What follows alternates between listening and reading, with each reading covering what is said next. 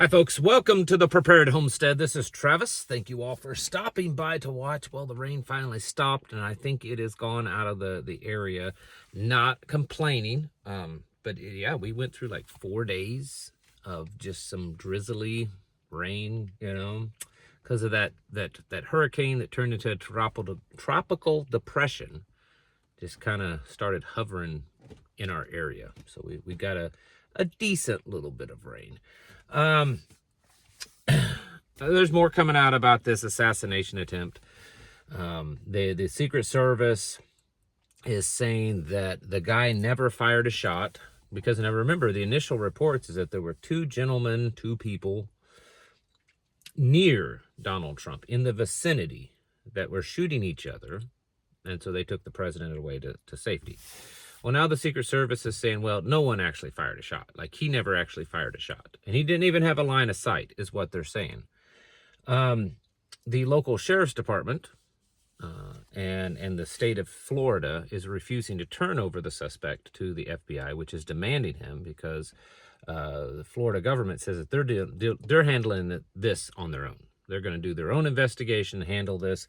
And they're saying, I watched just a video just a moment ago, that the sheriff there, I believe, or a spokesperson for the sheriff's department, is saying that something doesn't add up. So this guy flies there, somehow procures a firearm. I mean, he's not flying with a firearm, most likely, because there's no record of that. And then he hangs out there for like 12 hours. That's what they're saying. And it just happened to be a place that Donald Trump was golfing. So there's definitely a lot of stuff going on. And I know that many of you suspect that there's way more to the story and that it's all kinds of big old psyops going on. And I'm sure that that's the truth. But, it's one of those things. A lot of people questioned the last time that there was an attempt, was Trump and his campaign in on it to try to draw attention? Is it the other parties, or are they all the one same party? Is this all just one big family that's giving this appearance that they're at odds with each other? I don't know. But I think in the end, regardless of the intent and who is behind it and everything, that you and I are the losers, because they're trying to break up America in a civil war type of way. They're trying to demonize a certain segment of American society. They're trying to destroy it, okay? They're trying to destroy America. Any way you look at it, whether you truly believe that Trump is the good guy and they're out to get him, or some of you others believe that, oh, they're all in it together, just trying to get us. In the end, we are the losers. We are the ones that's losing this battle, which is why we have to take precautions, take measures, take actions into our own hand. And I'm not speaking of violent actions. I'm talking about the responsibility for our lives, the responsibility for our existence, for our food, for our shelter, our protection, everything. And stop hoping that the government will finally get its act together with just the right politician and do their job and protect us and take care of us, because that's not their job in the beginning anyways. I have, switching gears slightly, in the last week or two, I've had people face-to-face and online through email and stuff reach out to me and say, hey, I'm starting to get worried, starting to get scared, starting to get nervous that things are moving fast and they're hitting a pinnacle point, and we're not as ready as we need to be.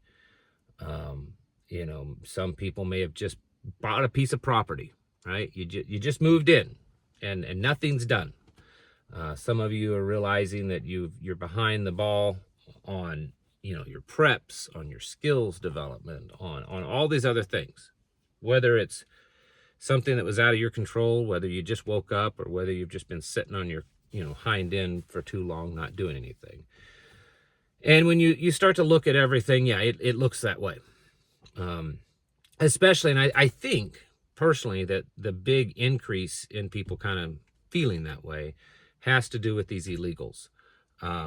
Just today, I had a couple of pretty good emails, and then I had a couple of conversations, like phone conversations with different people, talking about places that they're popping up. And again, we're not talking about, excuse me, well-known places.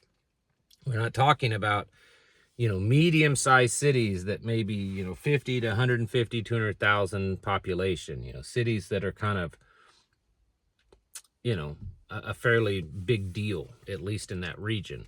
I'm talking about small towns. I'm talking about towns less than 5,000, towns less than 2 or 3,000, that, 20, 40, 60, 100 of them are just showing up. And one person told me that they moved into an apartment complex that is literally right across the street from the police station. And while there isn't any hard crimes that they can pinpoint to, they believe that there's definitely drug activity and noise and that kind of stuff. And the police just aren't doing anything about it. They don't want to do anything about it. They feel that they can't. And like I was saying yesterday, I'm not simping for the police, but I do see that they're in a hard spot because there's so many of them. And what are you going to do with them? You take a small rural county. I don't even know what the population, maximum population is for our county jail. But I do know that in the county that I live in, there is only one jail. It's the county jail. The police departments, they don't have a detention facility or anything. It's just one county jail. I would suspect that the county jail probably can't hold much over 100 people. Maybe 200, but even that's probably stretching it for our county. I don't know. I've never looked into it. I don't plan on going to jail, but I haven't looked into it. But I do know how these small little counties are. And so you think of, let's say there were a few hundred of them in our county. I'm just using mine as an example. And there was a problem. You start arresting them. Now your jail's filled. Well, what if maybe you're arresting them for small crimes simply because they're illegal, but then you have, serious crimes. So now you've maxed out your jail. What are you going to do? You can't turn them over to the feds. I mean, you can, but the feds are just going to release them. They're not doing anything about it. The state's probably not going to do anything about it. You don't have the resources to, kick them out of the country yourself. And if you tried, the federal government will try to prevent you from doing that because they've said that that's not the business of local authorities. It's just their business. So you're put into this bind. Now, you could do more policing. You could be more proactive in the area, at least trying to deter crime. There are other options. I get it. But the point is that on a small level, when this starts happening, it's put everyone between a rock and a hard spot. And so because of these kinds of things, I think a lot of people are starting to get worried. Now, of course, there's other things going on, but a lot of these other things that's been going on, have been going on for a while. Israel, Russia, Ukraine, the election, the economy. That stuff's been just progressively getting worse. But this issue, it's like it's finally hit a point to where the average person is starting to take notice of it. And so it's made people scared. They're worried. And, I want to tell you some positive whatever that it's going to be okay and you got enough time. But I got to be straight with you. You probably don't have a lot of time. You probably should not be scared, but should be motivated. Sometimes fear can be used properly and be used as a proper motivation. If you allow fear to take hold too much, then it can be paralyzing. It can, cause you to stop doing things. It can cause you to be depressed and become paranoid and all these kinds of things. But fear can be a motivation. And so you should use that. You should try to think clearly and realize that, okay, yeah, things are progressing faster than I'd hoped, and they're getting closer to me, and I'm behind on what I need to do. So you need to take action. If money is the problem, you don't have money, there's other things you can do. You can come up with plans. You can, figure out ways to move around, have evacuation routes, get home routes, know your area, build relationships with the people around you. practice, train, become, develop your muscle memory on certain things, develop new skills. A lot of those things can be done with little to no money. Yes, going out and buying more food, buying more guns, buying more ammo, buying more Band-Aids, that costs money. And it's difficult to get around that stuff without money. But you need to use that nervousness or that unsurety or that fear, whatever it is, and you need to use it as motivation. Because yes, things are progressively getting worse. And I think that they're going to continue to get worse, at least in this area alone. And it's going to become more and more noticeable. You're going to hear more and more of these stories. You're going to see it with your own eyes, many of you, more and more. And so you need to become very determined in what you're doing. And I don't want to sit here and go through all the different things that you could do because it's different for everyone. But obviously, if food is the thing that you're lacking, if you don't have enough food put away, start working on that. And if you don't have a lot of money, at least get some food, right? I mean, you may say, well, I'd love to have a bunch of that freeze-dried emergency food, or I'd love to have all this really good other types of food, but I can't afford it. Well, okay, go out and buy a bunch of oatmeal, buy a bunch of beans, buy a bunch of rice, buy some seasoning, buy peanut butter, and then maybe some of those canned soup. And if that isn't it, then maybe canned tuna or canned chicken.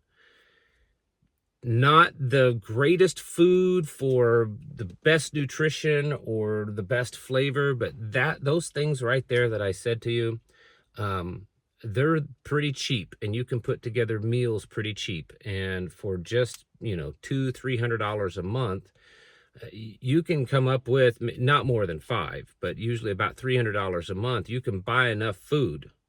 What I just told you, you can buy enough food that a person can survive.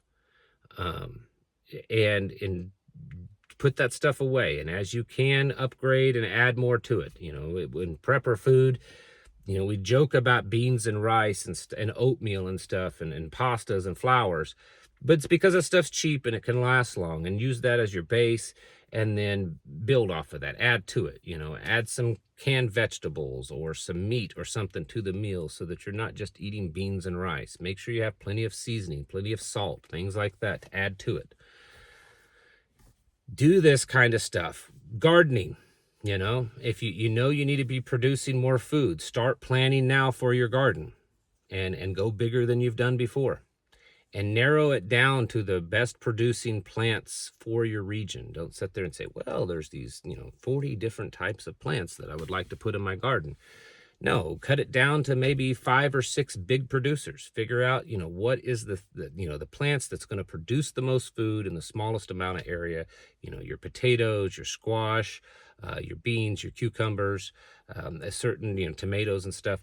You can produce, more food per pound in a square foot than other plants. Figure that out, what grows. Don't try to get too fancy.